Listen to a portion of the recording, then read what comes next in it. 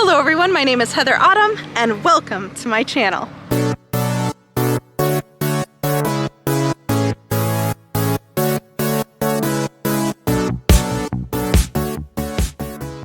I am here at the Brimfield Antiques Market, and this is no joke. This is a massive antiques market. It goes on for several days. Usually they have a spring one, a summer one, and a fall one. And they don't have like a few vendors. They don't even have like a couple hundred vendors.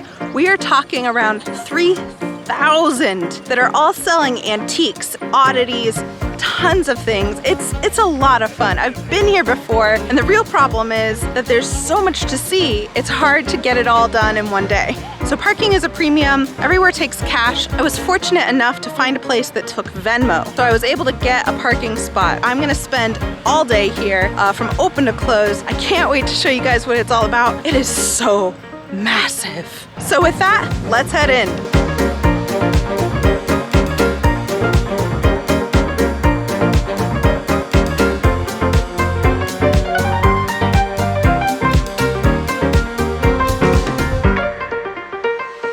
Alright, so I'm trying to think of how to tackle this because with 3,000 stores to visit, that's a lot. So I think what I'm going to do is I'm going to start on one side of the road and then I'm going to go and gradually get to the other side. But this is a lot of people and a lot of stuff.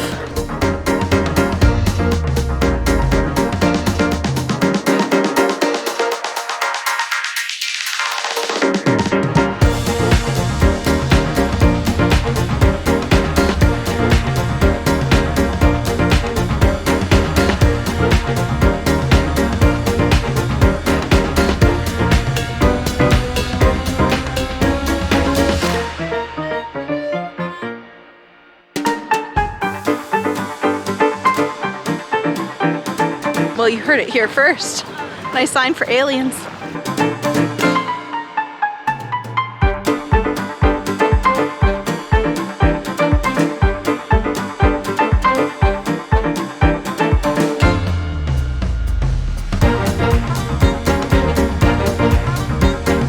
The problem with filming in a place like this is that there's tents. So you can go in one end, come out the other, and not be sure where you are within reference to the other stores. So it's kind of hard to keep track of like which tents have I been in already.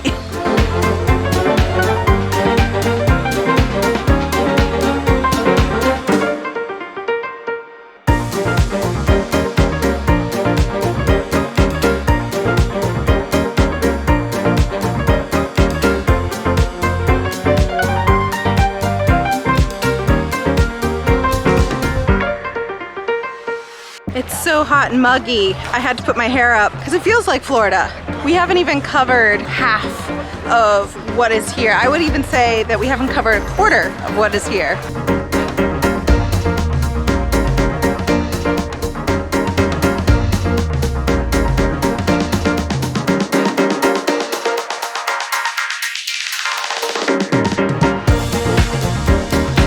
One thing I love about places like this is you have people who do this for a living that's full-time. Their shops are highly curated, very pretty. And then there's other places where it's a little bit like a garage sale. And you can find all kinds of stuff. And some of it's not even appropriate for YouTube, but it's still fun to look at.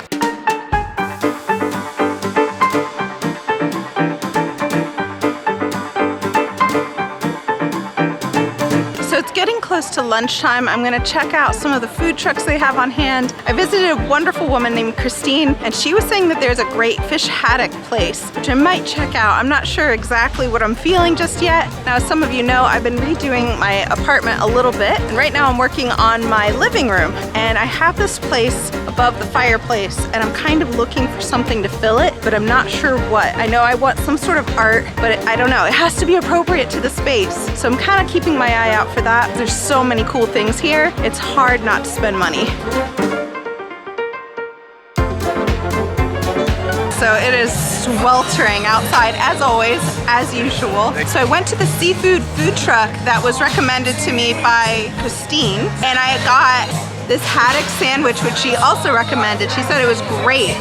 So I got it with cheese, but in order to find some shade and some good seating, I also came to this beer garden and they have this peach mango habanero cider. So I'm gonna give this a try. Oh my gosh, okay. I like sweet drinks. This doesn't taste alcoholic at all.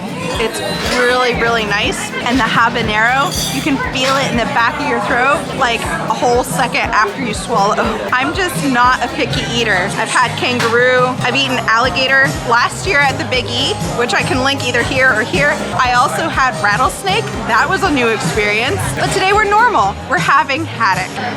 So you can see it looks really good. So let's give it a try.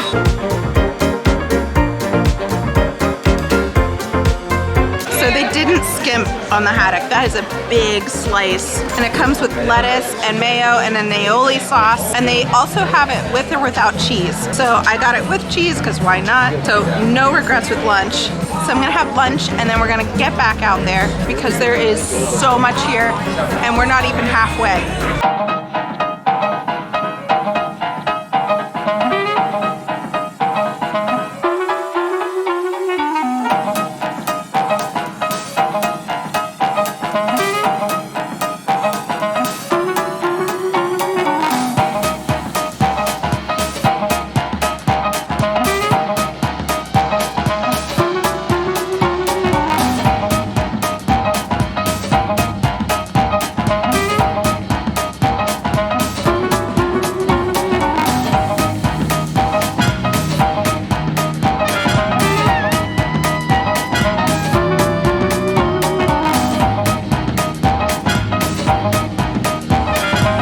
So I do want to put a disclaimer here. There is a lot of stuff here that I did not film, mostly because it is straight up racist.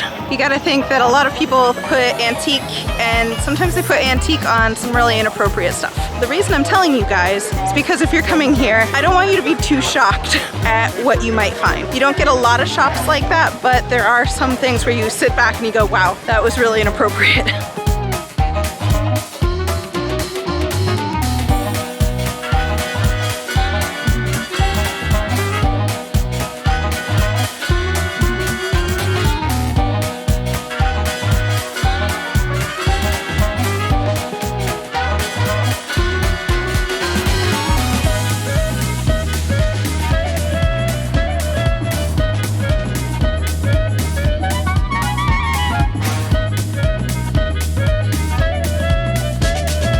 So much here. I've seen all kinds of things from singing bowls to antique books and comic books, and it's just been so much fun.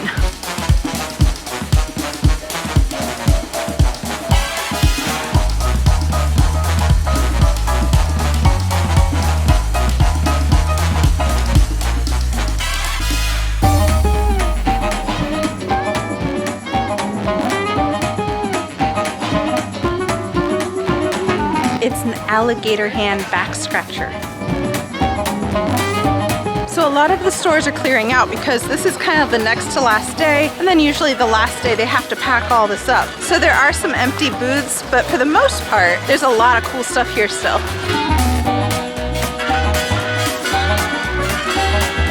I don't know how I feel about that. I don't know how I would feel about buying lingerie here.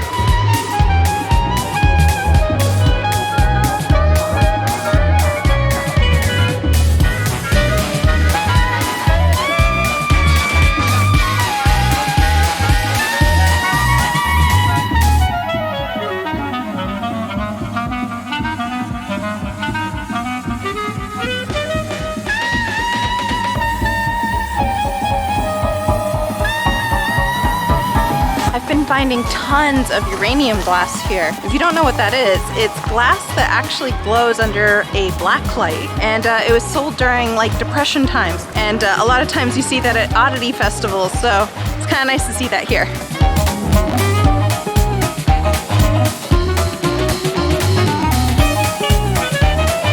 Alright, so I'm going to see how much we can tackle, but there is quite a bit of road ahead of us, and all of those have tents with people selling things. So I'm gonna try to get through this as best as I can, but no promises.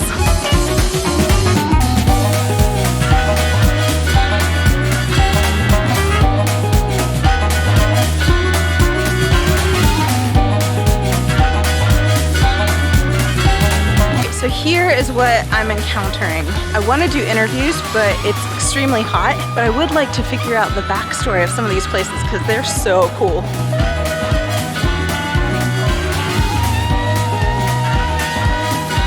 Finding a shade is so merciful right now. It's just incredibly hot. I think that's part of the reason that no one wants to do an interview right now.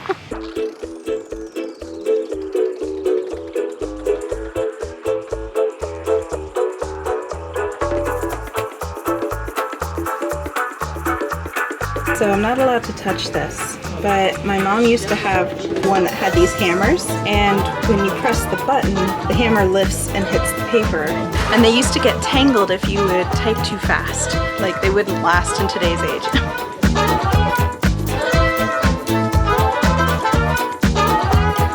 So each of these booths is individually owned, which means that they can close as early as 3 p.m., like right after lunch, or some of them stay open till past 6. So my advice would be to show up early for a good parking spot and to catch some of these other stores that shut down earlier. Unless it's a bug, I think at this point I'm kind of done with the taxidermy thing. I don't know that I could justify an entire cow chilling out in my apartment.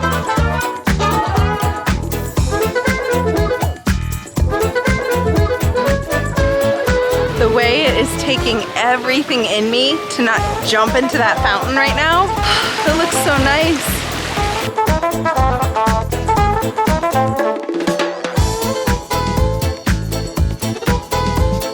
Okay, am I sunburned? Absolutely. Did we finally reach the end of the line? Yes. Was I able to film everything? Absolutely not. This was a massive show, and in fact, I think next time I'm definitely gonna budget 2 days for this event, because again, there was so much to do and see, and it was so hot today that it was hard to interview people because a lot of them were just like, I'm a sweaty mess, like, what do you want from me? And so I did my best in terms of filming what I could. So did I find anything to bring home with me? Unfortunately not. And I know that in the past, when I haven't bought something, there was some disappointment. But here's the thing, like everyone right now, I'm trying to be really careful with my finances, and I just didn't see anything that lit me up. So that's kind of why I decided against buying anything today. It wasn't that there wasn't tons of cool things to see, it was just that not many of them really matched or were in the price range of what I could spend. And you know, life is like that sometimes. So I hope you enjoyed today regardless, and you saw some cool stuff. And I am a travel and food vlogger, so if you're into that kind of thing, please be sure to like, subscribe, hit the notification bell. It all helps my channel, and it lets you know when I have a new episode out, which is every Sunday at 3 p.m. EST. Again, thanks for watching, and I will see you sometime later. All right, bye.